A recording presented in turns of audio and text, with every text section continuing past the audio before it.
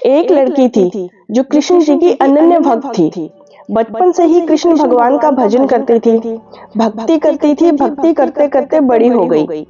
भगवान की कृपा से उसका विवाह भी श्री धाम वृंदावन में किसी अच्छे घर में हो गया।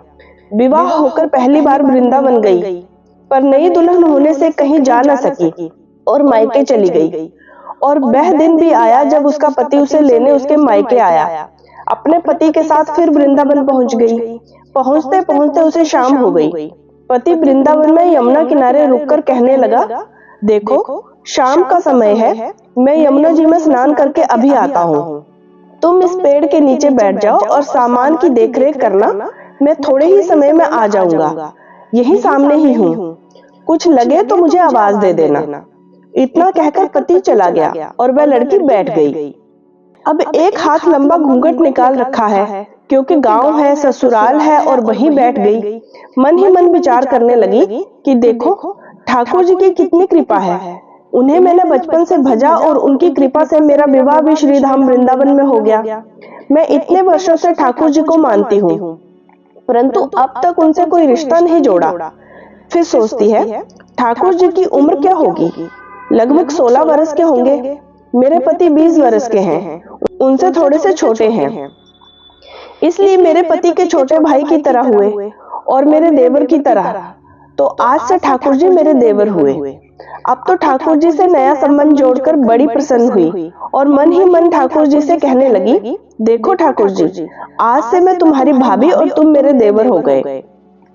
अब वो समय आएगा जब तुम मुझे भाभी भाभी कहकर पुकारोगे। इतना सोच ही रही थी कि तभी एक 10-15 वर्ष का बालक आया और उस लड़की से बोला, भाभी भाभी। लड़की अचानक अपने भाव से बाहर आई और सोचने लगी कि वृंदावन में तो मैं नई हूँ, ये भाभी कहकर कौन बुला रहा है। नई थी इसलिए घूंघट उठाकर नहीं देखा कि गांव के किसी बड़े बूढ़े ने देख लिया तो बड़ी बदनामी होगी। अब वह बालक बार बार कहता, पर वह उत्तर न देती। बालक पास आया और बोला, भाभी तनिक अपना चेहरा तो दिखाओ।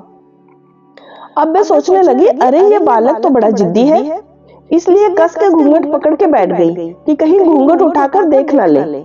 लेकिन उस बालक ने जबरदस्ती घूंघट उठाकर चेहरा देखा और भाग गया। थोड़ी देर में उसका पति आ गया। उसने सारी बात अपने पति से कही। पति ने कहा, तुमने मुझे आवाज क्यों नहीं दी? लड़की बोली, वह तो इतने में ही भाग गया।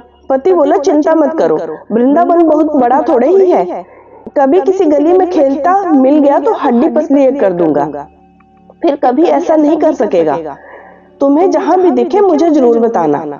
फिर दोनों घर गए।